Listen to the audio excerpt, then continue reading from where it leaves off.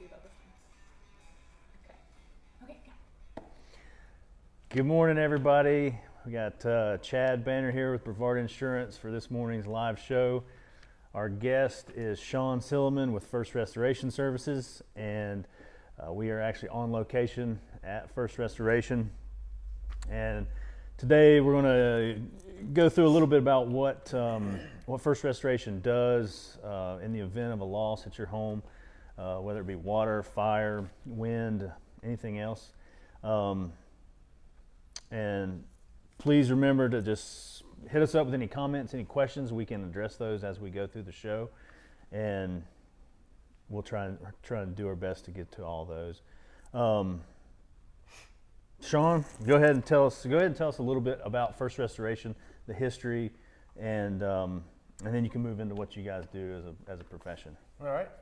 My family started for FRS, as we call it for short, in 1987. So we are celebrating our 35th year this year. That's a pretty good run. Yeah. Started out in a house/building in Lake Toxaway at the corner of Kim Miller and, what was that, 281? It is. 281. Then we eventually moved to Brevard and then to Arden. Now we're in Fletcher. Initially, we were from Murphy to Hickory to Boone down to Tryon, and we've scaled back to about an hour radius from our Fletcher location.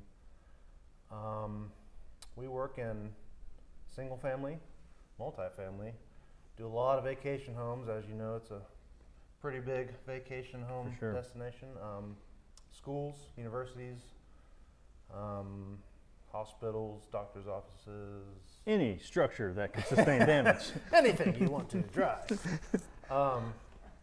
So I did the numbers this morning for like the past 6 years. We 25% of our business is repeat customers. So we pride ourselves on continuous work from the repeat crowd. Sure. I think we also have a great track record of, like I said, vacation homes where we can communicate well with people out of town. I know you guys are licensed in multiple states. Sure. So that's a big plus for us to be able to handle things while people are out of town, do it virtually, email, pictures. We got Matterport, which is a 360 scanner that we can do progress scans so people can see what's going on in their property throughout the loss. Yeah, Matterport, that's something that's pretty common in the real estate industry, right? Right. It sounds like it's other industries are using it as well. Yep. Would you say the most common loss is water? For us, yes. I'd say Okay. we are probably 90% of our jobs are water. Go into, like a mid-sized water loss. We'll use the example of something causing the damage, whether it be a busted pipe or toilet, and just kind of walk us through how that goes from a mitigation standpoint once you get the call, what you'll go in and do. All right, so step one is stop the bleeding. If it is a pipe leak, refrigerator leak, toilet, whatever, you want to find your shut off and shut it off. If it's as simple as just shutting off the valve under the cabinet or next to the toilet, do that first. Right. I'll stop you right there. I think that's a good point to bring up. Probably need to know where those are. Yeah. Right. For a toilet, it's easy, but it'd be good to know where your main shutoff is, and things like that, and locate those. For dishwashers, they're usually under the kitchen sink, right next to the shutoff. Sometimes they're teed off of another pipe. It's raining now, so you may get a little rain interference. Most main shutoffs are near a water heater. Some people call those hot water heaters. Hot, not necessarily needed, but near water heaters. Also, if you're on city water, if you can't find your main shutoff, you might be able to go to the street and turn it there with some pliers, or they have special tools for that. Right. So once you get that done, you can either one of two things: call your agent to file a claim. I suggest calling the agent to file a claim, so they are involved from step one. Or you can call the 1-800 number. You have less of a personal touch if you do that. Or you can call us first, and then we will go directly there and start working, and then talk to your agent. Either or. So Several different options. Carriers do like direct reporting these days, but I would say for sure call your local agent, let them know what's going on, and discuss how the claim needs to be filed. Right. And it may be that it needs to be direct reported or the agent can handle it. But that's a great place to start so you can get some support from them. From there, we'll dispatch a crew to get started removing water, wet materials, address safety concerns. Did you know that the number one accident or hazard on a water loss is slip and fall? Yeah, I can see that. Yeah, you would think it's electricity, but it is slipping and falling. So we'll address those areas, make sure the occupants are safe, secure, set up air scrubbers, which are HEPA filtered fans essentially to clean the air and make sure no particulates harm anyone. And then come back later, tear out what else needs to be torn out, and then dry it for a handful of days, and then that moves into the repair phase. Sure. You hit on some of the equipment. We've got some here.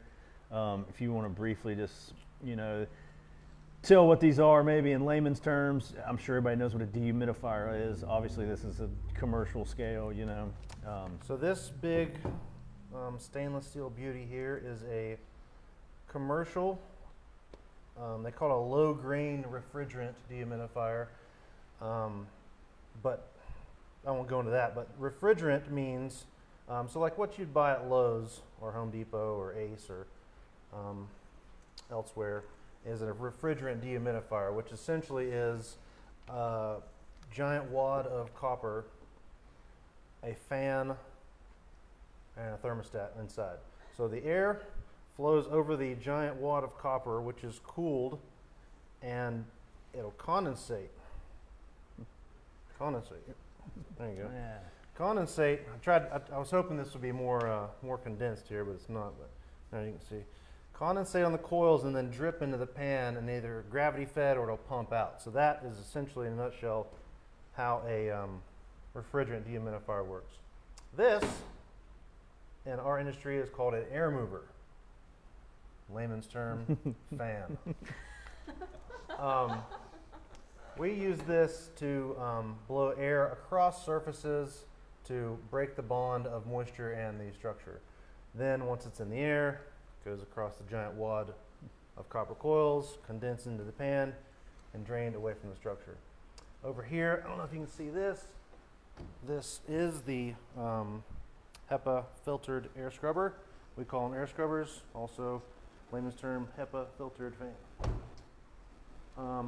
Those are the three most common things we'll use on our jobs. Outside of that, we've got a lot of specialty tools for drying hardwood, sometimes tile, depending on the substrate. Could get a little difficult to dry the tile. Those are probably the coolest things we have. We also have industrial power in case you need your power restored for like businesses. We've hooked up to businesses that had nothing to do with fire, water, or wind, but they needed power like immediately. So we got our electricians out there and we hooked up our trailer mounted generators, which supplied roughly 400 amps to their business so they could keep rolling through the day. Right, and this type of equipment gets bigger too. Just hit on the bigger desiccant units that you guys have as well. So a different style of dehumidifier is a desiccant dehumidifier, which if you've ever bought clothes, which I'm assuming most of people have, you'll find this little packet in your pocket that has, it looks like a little sugar packet, ketchup packet, and it has little beads in it. Those are called desiccant beads. So if you put those can absorb humidity, and when they heat up, they release humidity. So inside these trailers have about 75 pounds of these little beads in them that moist air runs through the trailer, across the beads, and then through a heater wheel, the moisture goes out the top of the trailer, and then really dry air goes back into the structure, and it works very, very well. Bigger jobs. More commercial. Large residential, something? Large residential, or if if we're trying to dry something, we did a house in Biltmore a couple years back that had probably 2,000 square feet, Mm-hmm. and this is just like the foyer Right. of marble, Yeah. and they were 36-inch pieces of marble, and we talked to the insurance companies like, listen, we can probably dry this. Just give us a week to dry it. And As opposed to removing. as opposed to removing, Right. there, absolutely do not remove this stuff. And so we dried. We use those trailers to go in there and dry that, especially things like that. But most of the time, it's for larger homes or drying in place.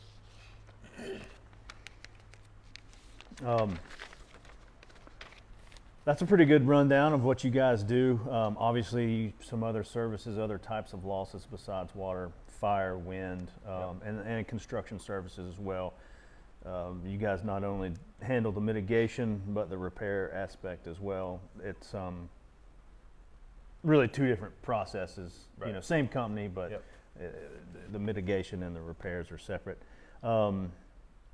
So let's talk a little bit. You mentioned the operation has been from Lake Toxaway to Brevard over here, and I think a lot of people that are making that drive from Brevard to the Asheville, Hendersonville area, or vice versa, are seeing some growth in Mills River, and so we just want to talk about that for a minute. You've been in Mills River now for 5 or 6 years, Yep. and maybe just talk about the growth of that area, like kind of bridging the gap between Brevard and the airport area with you know, things you're seeing. Yeah, a lot of breweries have moved in. Now there's Bold Sure. Rock, Mills River. Was it Burning Blush, Burning Blush. Sierra Nevada was kind of front Sierra runner Nevada, yeah. there. I mean, I know Asheville likes to claim them, and Fletcher likes to claim them, but It's Mills River. it's Mills River. You know, the Mills River Fire Department is building a brand new fire department. It looks substantial. I've not seen the plans for it, but the area that is enclosed right yeah, now. well, is, they need it because currently their ladder truck is being stored off of Butler Bridge because their main fire department is not tall enough. Gotcha. So that will allow them to move their main truck over there. You know, they got those 2 new neighborhoods going in, Mills River Crossing, the farm at Mills River off Jeffress Road, which Right. is super nice. I think, you know, this is just me thinking big. I think in the next 20 years that, and I don't want this, trust me, like this is a nightmare situation, but I could see 280 turning into 25, Yeah. where there's just businesses lining each side of the roads, traffic lights everywhere. It could take you 45 minutes to an hour to get to the Or it airport. used to be 20 minutes. Yeah. Right. So, you know, it seems like it's growing that way every direction from what I call town center, which is the triangle stop, sit, go. Yeah. Used the to be Food intersection. Line, is kind of growing out, which is good. Yeah, yeah, growth's inevitable and it's Yeah. good for everybody. But yeah, once a town that just really wasn't much is, you know, Yeah. now getting some nice neighborhoods and some industry and things. I'm gonna step away. Sean, thanks for having us over Yeah. here. I hope everybody learned a lot about you know, the mitigation process and what to do in the event of a claim. Don't forget to like our videos, share, and Erica said this show is raining men.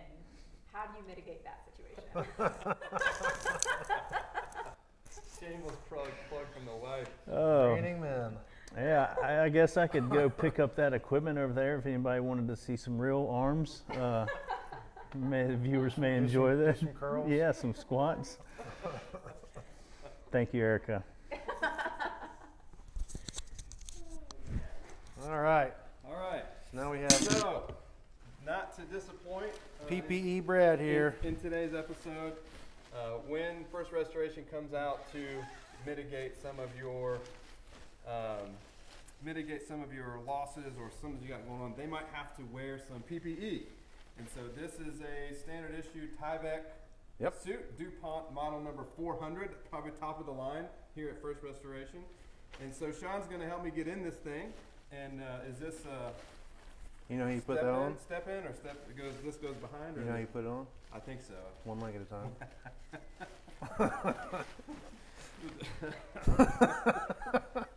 Those are good. Yeah, you go. Okay, all right. So here we'll start this thing. Is there Is there is it time? Do I have to get into this? In a No, certain take your situation? time. You don't want to Okay. rip it. All right. You want to make sure it's on correctly. Well, I did hit the gym this morning, so is this appropriate size? I Oh don't yeah, wanna, 3XL. We used to, we Thanks a lot. Thanks for only that.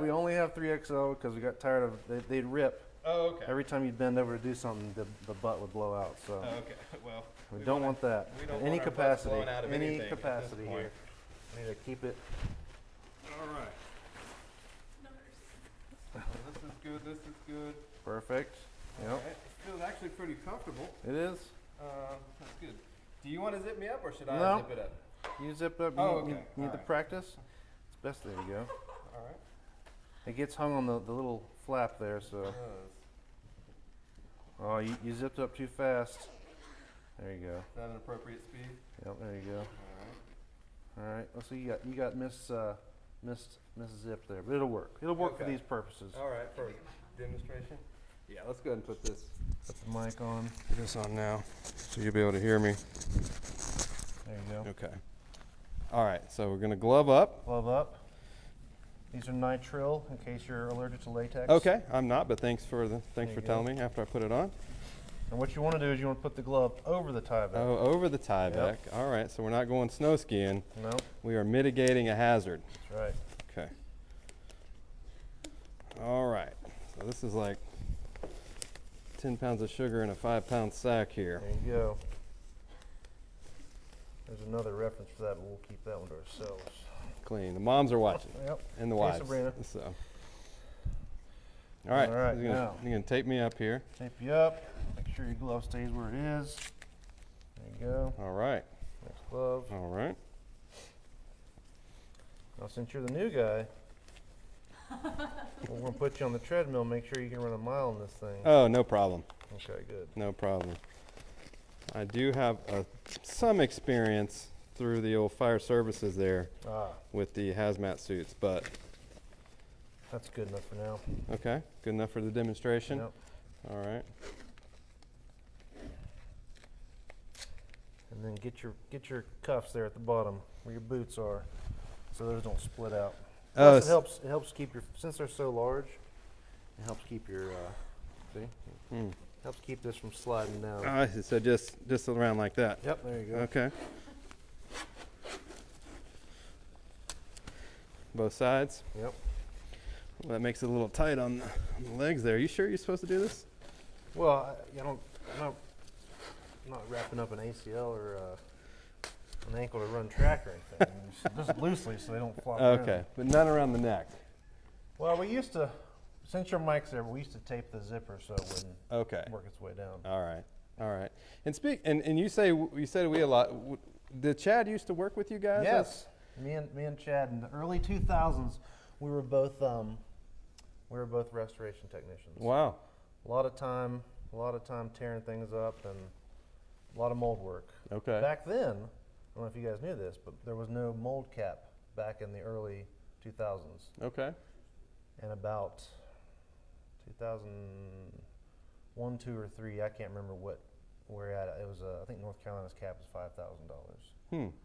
So we did a lot of mold work. back Wow. then. Well, you're probably better for it. Great. So and then if you were going into a situation, there would be a respirator. Yep. And we have the hood here. Hood over. So really, the only thing that was exposed was about a little 2-inch strip of skin here. Okay. And that never got moldy though, if it was. No. Okay. You take the harsh chemicals and wipe it off. Yeah. That's good. Really good. Not a vulnerable area there at all. Nope. Great. Well, guys, I'm gonna go ahead and go through some community corner and tell you what's going on here and around the Brevard and Mills River area. So if you're in Brevard this weekend, look for seed exchange and garden social at the New Leaf Garden Market on Leidy Loop. They'll be looking forward to you coming out there. The 3rd annual Gumbo Cook-Off is coming up on March 1st at the Old Acosta Brewing. All right, so I heard Josh makes some mean gumbo. I'm not sure if he's entering a pot, but get your gumbo made and get out there to Acosta Brewing on March 1st. 185, Travis Book's coming back this week. And this Sunday, the Brevard Philharmonic Symphony returns to the Porter Center. So make sure you get online, get your tickets, call the college, get that stuff done. Also, the DFR room downtown, they're getting a full calendar of live music. And if you have a little hitch in your step this weekend, you want to get some swing dancing on, the Virginia Slims are doing some lessons this Sunday. Have you done swing dancing, Sean? I have not. Well, you should take your wife down there and try that out. And then next Saturday, which you can get your tickets now for, next Saturday, Sarah Siskin is playing with Two Bird Stone. So looking forward to that as well. Since we're here in Mills River, looking at some live music at Mills River Brewing all weekend. And there's also a paint and sip class. Have you gone to the paint and sip class? I have not done that. Okay. I believe you are not sipping paint. It is sipping beverages, not sipping paint. Next Friday at Bold Rock, they're looking at a Dr. Seuss cocktail release and a Steal the Pint night. Steal the Pint night. So I don't think they're encouraging you to steal a pint, but go ahead and have one at least. So check that out. Check Facebook. And if you have any events that you're looking forward to or that you want us to mention here on the show, please let us know. Also, don't forget Mardi Gras next week. Are you a big fan of Mardi Gras? I have no clue what goes on with that. So. Okay, all right. I enjoy watching the videos and stuff like that, but I don't understand that. And I think what video he's talking about, the floats, the video of the Mardi Gras parade, and all the carnival-like atmosphere that's there. Have you been to Bourbon Street? I have. Yeah. I went in '98. Okay. In the good old days. We were at the Sugar Bowl, Sugar Bowl. Man, smells like a giant bar rag. It does. It was good. Yes, I was there as a middle schooler, and I remember the distinct smell of beer in the street there on Bourbon Street, and also various other things posted on the walls. All right, Mardi Gras. Don't forget, get your king cakes ordered. The king cakes for Mardi Gras, you can get those at Blue Ridge Bakery. And then next week for that food. Kind of on that food thing. Next week on the show, we're going to be live with Caitlin from Butter and Blooms, and she's going to be decorating a cake and possibly instructing me on how to do the same. So we'll get a good cook out of that. It's going to be a real sweet show. All right, so thank you. All right, well, thanks for joining us today from First Restoration Services. Thank you, Sean, for being here. Thank you. Clean hand there. And follow us on Facebook, Instagram, YouTube. We'd love to see you on there. Give us a like, give us a follow. Smash that subscribe and like button. That's what all the YouTubers say. And don't miss next week. Don't miss next week with Butter and Bloom with Caitlin. Well, we're going to have a good time. And we'll see you guys on the next show. Take care.